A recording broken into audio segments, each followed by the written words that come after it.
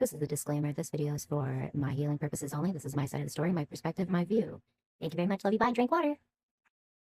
Am I the only one going through that weird phase of life where, like, okay, maybe it's just because I'm a mom, where, like, the season is mad quiet and mad boring, and, like, social media is just not doing it for you because everything is just so bad. And, like, you might be a college student and you're forced to write papers on current events, and, like, that's not doing it for you either. And then, like, you're going through that phase where most of your friend group is younger than you and you just don't vibe and relationships are falling out. And, like, not in, like, a weird dramatic way, but, like, in a we just don't talk anymore way. And it feels like you feel isolated and alone. What is that? Like, I get we had an Aries full moon, and I'm understanding of the planetary nonsense and all the little magnetic poles and whatnot, but, like, anybody else going through this weird ass season in their life where it just feels mad isolating? Just me? Maybe it's me. And you know what? It could be because your girl is, like, bad at keeping communications, and I'm awful at relationships. And I'm not the coddle friend. We've talked about this before. I've vented about this before. I've thought about making a YouTube video about, like, when we talked about all the different kinds of female relationships, and I think I might just do that. But I'm in that phase where I'm shedding old friendships. I'm walking into a new phase of my life, and as isolating as it is, I understand that I am in the hermit phase for a reason. But, like, I don't know. I don't know. Maybe I need to go back to my party planning days and do, like, a mom's group or, like, my friends group and do, like, I was thinking about, like, I saw this thing and I was like, that's a good idea. What if we did pumpkins and, like, carve and wine night? I have a couple girlfriends that I think would love that. And I met a couple girls during my best friend's wedding that I think would also really like that. I think she would like that. But she's so busy. I'd have to see what her life looks like over the next couple months. But even if we couldn't pumpkin carve, we could literally do a wine and cheese night and hang out and just maybe a book club. I don't know. Is that the phase of life I'm in? Because I fuck with that. I do. I fuck with that.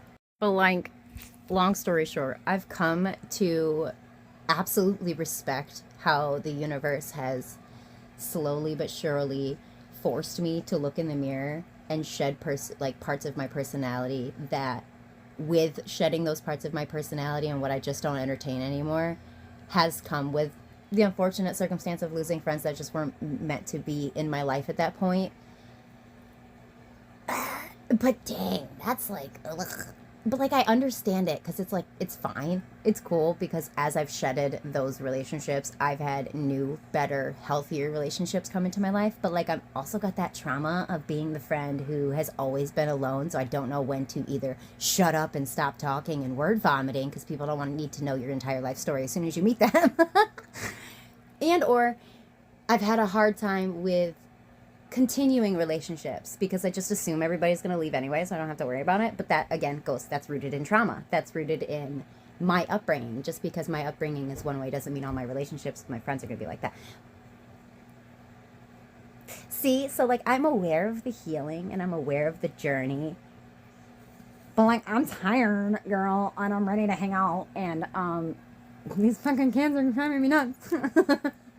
I love my kids, but they drive me nuts. And I don't. My best friends can't be 8 years old. like I'm about to call my best friend and be like, hey, can I come hang out with you and not just leave the boys to go, in the backyard or something? Like, I'm over it. I'm over it. I love being isolated. I love being a hermit. That is who I am at my heart. But, like, it's fall. I want to do fun stuff. And, like, my husband's great and all, but, like, he's a boy. Like, I have really good friends, but one of them lives in Buffalo, one of them lives down south, and one of them lives in the upper New York. Like, it's impossible to get a hold of them. It's impossible to go see them unless, like, specific strategic planning is put into place. And budgeting. Because I used to be able to call Courtney and be like, hey, so, and we would get up and we would just go. Heather, I could be like, girl, I'm bored. And I would see her at the gym. Like, it was like that. Nikki, I'd be like, hey girl, let's get food. But she's in blah. So, and then Kay, she's a mom. And James, she's a farm owner. So like, just little over me over here in freaking suburbs. Born as hell. Dragged my husband to, speaking of, I love you and I miss you. He's so cute. I dragged him to, drug him. I drugged him. Just kidding. I drug him to the race on Sunday in Market Street because one of my high school best friends was running and I was so excited to just kind of get a glimpse of her, and I didn't even get to stop and say hi to her or nothing because she just kept going. But like, and like, that's the other thing. Us three, like, we were in softball together. We were so close. All of us are married now. Like, Nikki got married first, and then I got married, and then Justina got married. And it's just like, you grow up, and I talk a lot like, oh, she doesn't have friends. I'm bad at relationships. Always have been. Forget I have a phone. Like, this last week, this manic episode of mine that I've endured, I bought books. Why is there glitter on my eyeball? I don't know. Ask the 2-year-old at this point. But like, I've done nothing but read and write papers that I know my professors are getting to like page 13 and be like, I don't want to read this shit anymore. Get Renee. And like, I've started making video diaries like I am right now on purpose to keep myself accountable and to be able to go back and re-watch my own journey, because I have horrible memory loss, like really bad memory loss. And I've learned that it's okay to talk about the things that you go through, because the silence that is expected of you is to protect somebody else's feelings. So I have years of unpacking that I'm doing at the same time that like, I giggle about it, but like, there's people in my family who are like, I don't want anything to do with you because you're just going to tell everybody everything. And that's not what it is. It's, these things have happened to me. This is how I'm dealing with it. Maybe it can help somebody else. And instead it's taken as, she's talking shit. Like, I come from an extremely abusive family. It doesn't matter what family member you are talking about. They are abusive in their own way. Like, it's such a bad circumstance that children, including me, learned coping mechanisms that were rooted in abuse to the point we use them on each other. Like, you can't make that shit up. You can't make that shit up. And it comes from the top down to the bottom. Like, it's one of those things that, like, nieces got mad at me because I started talking about how one of them decided to look me in my face and say, had the circumstance been just me and her and she reached out to me and it was just one of those moments, it would have been different. But instead, she chose to embarrass me in front of her sister and be like, the reason I don't text you back is because I don't want to trauma dump with you. There were so many other ways you could have gone about that. Like, we're too close in an age that I'm going to give you an excuse for not knowing better. You know what I mean? And I know that comes off really fucked up and mad cruel. We come from the same place. And anytime that I had an interaction with my niece, it was a teaching lesson, you know what I mean? And it wasn't every time. It was like she would bring up something and I would bring something up. And then we became close over the last couple years. Like, we were close over the last couple years until I'm assuming that my trauma itself became too much for her to deal with and I trauma dumped too much, which is fair.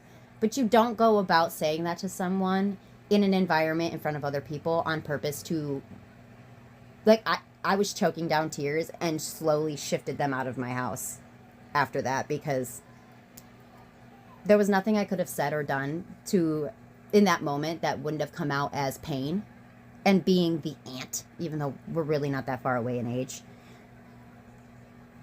it would have been so detrimental and fucking fucked up, considering what my sisters have done, what I've seen these kids go through, what I know that they're going to end up having to deal with, because I myself am dealing with it and packing it now. Like, that I said nothing. But then when I started to speak out about it after my wedding, when I realized that a bunch of these family members were screenshotting and talking amongst themselves in group chats, then they decided they wanted to delete me. maybe this is something personal. I should probably keep it to myself. But the disrespectful attitude and acts that people, and it's not just family, it's friends, that they will go to where one of them watches your social media and the other one talks shit about you so they can have a group chat. It doesn't matter if it's friends or family. I don't fuck with that. That's such a weird thing to do. Like, it is one thing to talk to your best friend about drama or vent to them or whatever. It's a whole nother thing to have a familial group. It cut me off. But to have a group chat where you explicitly screenshot certain things that certain family members do and then send it amongst each other so you guys can cackle together is such weird behavior. And then to ignore someone's big day, like mine. I had a very hard time with getting married. That's a story for another day. Knowing what that person is going through because they did. And then to make funny jokes amongst yourselves because you're upset that you weren't invited. The reason you weren't invited is because of the actions that I knew you were going to take at my wedding because of how embarrassing your history is in general, because of the kind of family that you are. To turn around and then get mad at me, talk shit about me, screenshot what I've posted, talk amongst yourselves, and then get upset when I call you out is weird. That's weird because that's the history, that's the family, that's what they do. But the second you start to speak out, it's the second you're the black sheep. And I'm the black sheep of my entire family. I am okay with that. I am okay with that. I am totally okay with that. I did not grow up with my brother, excuse me, my brothers in general, but on my dad's side, I didn't grow up with my sisters and my brother on my dad's side. My relationship with them is very fragile because we don't know each other. You know, like it's just it is what it is. We didn't grow up with each other. They grew up together. I was born 10 years later, so 20 years later, like 18 years later. You know what I mean? Like there's a whole child life in between me and my siblings. So I'm very much the baby sister who's just going through her early 20s for a really long time. Like I was the kid that was just fucking up, and they were like, God, I hope she figures it out soon. You know what I mean? So there was a lot of grace given to me by my dad's side of the family. But my dad's a bad person. He abused all of us in a different way. So it's like,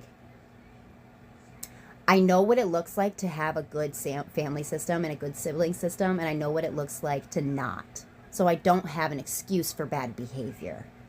Rather, it's because you only know as much as you know, and you can only meet somebody as far as they've met themselves, and they only know as much as they know. But I don't have the place in my heart to hold grace for someone figuring it out. I know, that's crazy, that's wild, nobody wants to listen to that, but that's true. I just don't have the place in my heart for bad behavior when you and I both know you know better. Maybe that's because I'm so hard on myself for being such an awful person for so long, and because I hold myself at such a high standard for bad behavior as it is, because I've done so much bad, that I have a hard time having the grace for someone. And I understand how shitty that sounds, because someone somewhere had to have grace for me. I have a hard time having grace for certain aspects and behaviors in my family because I know they know better. And I know they know better because they've talked to me about how they know better. So I don't have an excuse for learned behavior and tribe mentality when it comes to bullying. And that's all that side of they're not even, oh, that's so messed up. I grew up knowing them as my family, but my sisters married brothers. Let me just put that shit out there. My sisters on my mother's side married brothers. They're stepbrothers, but they're still brothers. My sister got custody of me when I was 9 years old because my mother was an abusive piece of shit. Like, that's just what it is. That's how the cookie crumbled. But because I grew up with these kids and these people as, like, supposed to be family, I was taught that they were my family. I was taught that I was the aunt, and I was taught that I was the leader and the role and the babysitter, and I did. I babysat every single child in my family until recently when kids my age were having babies. Now I'm not babysitting. I'm not babysitting the baby's babies. You get what I'm saying? But I had a hand in raising. My older sister had 3 kids. I raised her first daughter until she was about 3 years old.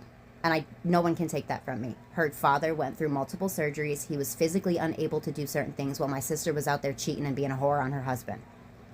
I know that. We used to get locked in a bedroom together by an eye hook kind of lock. They would lock us in the room. You can't take that away from me, but no one wants to speak about that. No one wants you to talk about that either because it shatters a perfect perception of reality for them. I can't not talk about it. That's part of my history. And I don't know how to not talk about it. You know what I mean? But I'm aware that the kids that are closer to my age, they were all kids and were pitted it as though I was the aunt and they're the kids. I was a kid too. And I know that sounds like, oh, she's claiming victimhood. Not even close. My problem is that you can't hold an expectant standard for one and not an expectant standard for all. We are not that far off in age. All of us are very similar in age. We're all, it's like me, and then there's 3 years apart, and then another, and then a year apart, and then another, and then a year apart, and another. So you get what, like, I hold a different level of respect and maturity because we lived the same life, we lived the same path. And as much as I know that people only heal in their own time and healing is not linear, I do not have the grace in my heart, in my journey, to continue to hold a door open for abuse. Whether it be by their adults, their grown-ups, their grandparents, or by them themselves. Maybe in 20 years, 15 years, 5 years, hopefully sooner than that, we can sit down and have a cup of coffee and talk about it. But I cannot open that door and keep that door open if it's going to be the same traffic in and out. You get what I'm saying? For me, not because I want to hurt them, for me, because I know the level that I would take it to. And instead of taking it there, I just blocked them. I just blocked them. Because I noticed that I was on some of the social medias. They would take me off of some social medias, but then add me on other social medias. Or then they would take me off and then add me on their burner, forgetting I'm the one that taught them how to have a burner. Like, come on, the aunt who taught you the tricks, you're going to use the tricks on her? No, come on, we're too close in age. I'm just going to block it. I do not have the energy right now. You have my phone number. I can love you from a distance. That's what's best for me. And people think that's so cutthroat. I did it to my own mama, my own daddy, grandparents. If you think that my cutoff game is secular to some specific person, you're out of your mind. It's universal. That cutoff game is universal. And that's on being a foster care kid and doing it by herself for the majority of her life and being emancipated at 16 and having to figure it out from there. Like, I can't relate. I don't have the time. I don't have the patience. I don't have the grace within myself because it's uncanning a sealed jar that I've had fermenting for a long time. No one wants to deal with that rancid bullshit.